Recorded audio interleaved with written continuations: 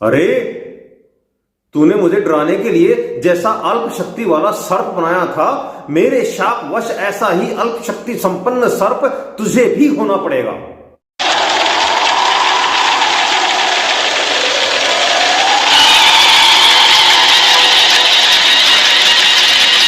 10वें अध्याय में रुरु और डुंडुब इन दोनों के आपसी संवाद का वर्णन किया गया है। डुंडुब के प्रश्न का उत्तर देते हुए ऋषि रुरु ने कहा, हे सर्प, मेरी प्राणों के समान प्यारी पत्नी को एक सांप ने डस लिया था। उसी समय मैंने यह घोर प्रतिज्ञा कर ली थी कि जिस जिस सर्प को देख लूंगा उसे अवश्य मार डालूंगा। उसी प्रतिज्ञा के अनुसार मैं तुम्हें मार डालना चाहता हूं, अतः आज तुम्हें अपने प्राणों से हाथ धोना पड़ेगा। डुंडुब ने कहा, ब्राह्मण, वे दूसरे ही सांप हैं जो इस लोक में मनुष्यों को डसते हैं। सांपों की आकृति मात्र से ही तुम डुंडुबों को नहीं मार सकते। अहो, आश्चर्य है।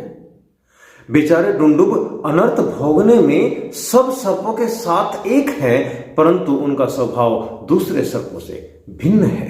दुख भोगने में तो वे सब सांपों के साथ एक हैं, किंतु सुख सबका अलग अलग है।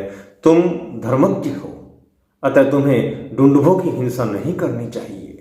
उग्र श्रवाजी कहते हैं कि डुंडुब सर्प का यह वचन सुनकर रुरु ने उसे कोई भयभीत ऋषि समझा, अतः उसका वध नहीं किया।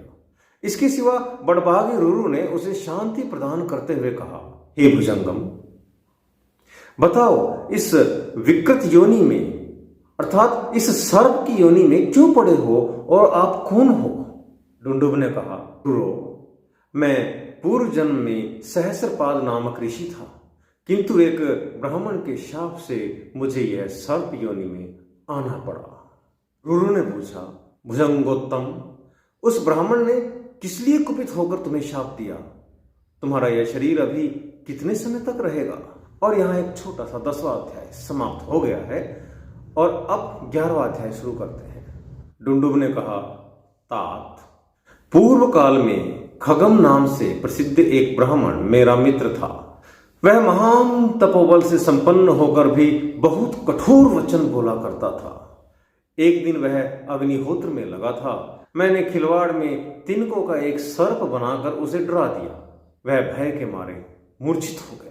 फिर होश में आने पर वह सत्यवादी और कठोरव्रती तपस्वी मुझे क्रोध से दग्ध करता हुआ बोला, अरे, तूने मुझे डराने के लिए जैसा अल्प शक्ति वाला सर्प बनाया था, मेरे शाप वश ऐसा ही अल्प शक्ति संपन्न सर्प तुझे भी होना पड़ेगा। तपोधन, मैं उसकी तपस्या का बल जानता था, अतः मेरा हृदय अत्यंत उद्विग्न हो उठा और बड़े वेग से उनके चरणों में प्रणाम करके हाथ जोड़ सामने खड़ा हो गया। उस तपोधन से बोला, सखे, मैंने परिहास के लिए सहसा यह कार्य कर दिया। ब्राह्मण, इसके लिए क्षमा करो और अपना यह शाप लौटा लो। मुझे अत्यंत घबराया हुआ देखकर संभ्रम में पड़े हुए उस तपस्वी ने बार बार गर्म सांस खींचते हुए कहा,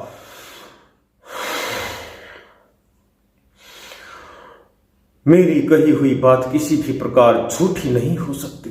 निष्पाप तपोधन, इस समय मैं तुमसे जो कुछ कहता हूं उसे सुनो और सुनकर अपने हृदय में सदा धारण करो। भविष्य में महर्षि प्रमथि के पवित्र पुत्र रुरु उत्पन्न होंगे।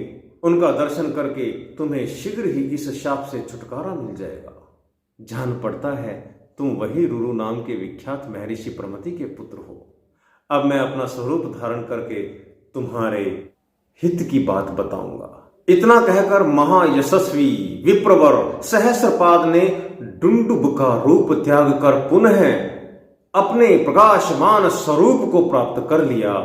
फिर उत्तम ओज वाले रुरु से यह बात कही, इदम चोवाच वचनम रुरुम प्रतिमोजसम अहिंसा परमो धर्म सर्व प्राण भृताम वर। हे अनुपम ओज वाले रुरु, समस्त प्राणियों में श्रेष्ठ ब्राह्मण, अहिंसा सबसे उत्तम धर्म है। अतः ब्राह्मण को समस्त प्राणियों में से किसी की भी कहीं भी कोई हिंसा नहीं करनी चाहिए। ब्राह्मण इस लोक में सदा सौम्य स्वभाव का होता है, ऐसा श्रुति का उत्तम वचन है। यह वेद वेदांगों का विद्वान और समस्त प्राणियों को अभय देने वाला होता है। अहिंसा, सत्य भाषण, क्षमा और वेदों का स्वाध्याय निश्चय ही ये ब्राह्मण के उत्तम धर्म है। क्षत्रिय का जो धर्म है वह तुम्हारे लिए अभिष्ट नहीं है। अर्थात अहिंसा परमो धर्मः केवल ब्राह्मणों के लिए है। यह महामंत्र क्षत्रियों के लिए नहीं है, क्योंकि क्षत्रियों के मूल स्वभाव मूल धर्म के विरुद्ध है। इसलिए क्षत्रियों के लिए हिंसा ही धर्म है। रुरो, दंड धारण, उग्रता और प्रजापालन ये सब क्षत्रियों के कर्म रहे हैं। मेरी बात सुनो। पहले राजा जन्मेजय के यज्ञ में सर्पों की बड़ी हिंसा हुई। द्विजश्रेष्ठ फिर उसी सर्प सत्र में तपस्या के बल वीर्य से संपन्न वेद वेदांगों में पारंगत विद्वान विप्रवर आस्तिक नामक ब्राह्मण के द्वारा भयभीत सर्पों की प्राण रक्षा हुई। यहां पर 11वां अध्याय समाप्त होता है।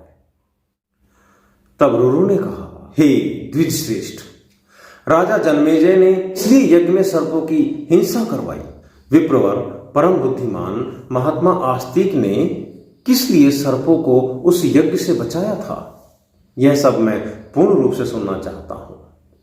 ऋषि जी कहते हैं, रुरो, तुम कथावाचक ब्राह्मणों के मुख से आस्तिक का महान चरित्र सुनोगे। ऐसा कहकर सहस्रपाद मुनि अंतर्ध्यान हो गए।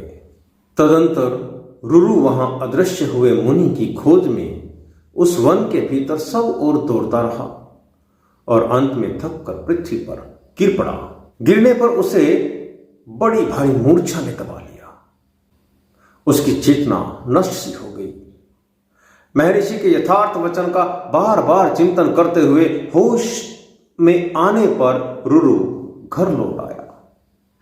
उस समय उसने पिता से यह सब बातें कह सुनाई और पिता से भी आस्तिक का उपाख्यान पूछा।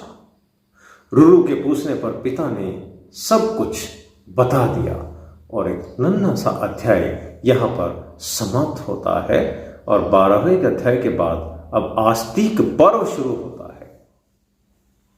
पोलोम पर्व समाप्त, आस्तिक पर्व प्रारंभ।